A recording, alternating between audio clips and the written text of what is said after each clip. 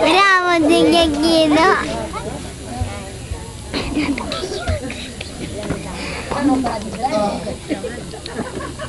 Guarda, per favore, sono nervoso. Stai fermo.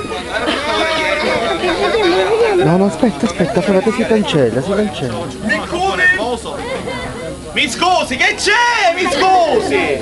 Accomodare? Già sei accomodato, sei! Che cosa vuoi? Che lo vuoi mescolato di nuovo? Perché tira proprio, ma non le tira per foto! Te le tiri dalla bocca le cose! Qua, per favore, non ce la faccio più. Che cosa significa sto brrrr, per favore? Deve rientrare. Crettina pure tu! Significa flop? Significa flop? Se goccia deve. Pure idraulico! Ma di là abbiamo! Cretina.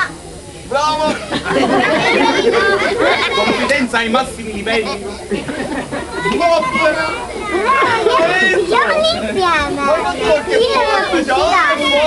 Dai. Bravo! Provalo! Cretino! Ma tu non sai... Allora tu guarda! Che non hai visto il... Basta.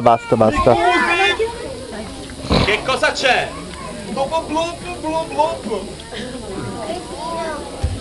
No, mi sa che l'ho capito, ora deve rimbloppare. Hai fatto 30, fai almeno 31, dicono mai.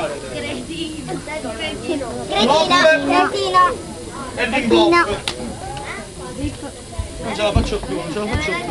Perché c'è pure il zippone di uovo così ci pieghiamo prima. Non mai, dico. Zip. Grazie. Guarda, spero io che il prossimo cliente... Guarda, preferivo il reduce, che almeno... Mi posso accomodare? Sì, prego. Mi puoi aiutare? Sì, certo. Grazie. Prego. Cretino! Guardate che ridono più, Cretino! Buonasera! No, guarda, cioè, dico io... Ti rendi conto quello che mi ha fatto fare questo cliente? Non è un cliente, dico. Diverso dagli altri. Cioè, questo minimo 20 euro, tra blocco, rimblocco e zippature, una cosa allucinante, non è che hai da accendere? No. Sicuro? No. Ma che stai dicendo? Prego!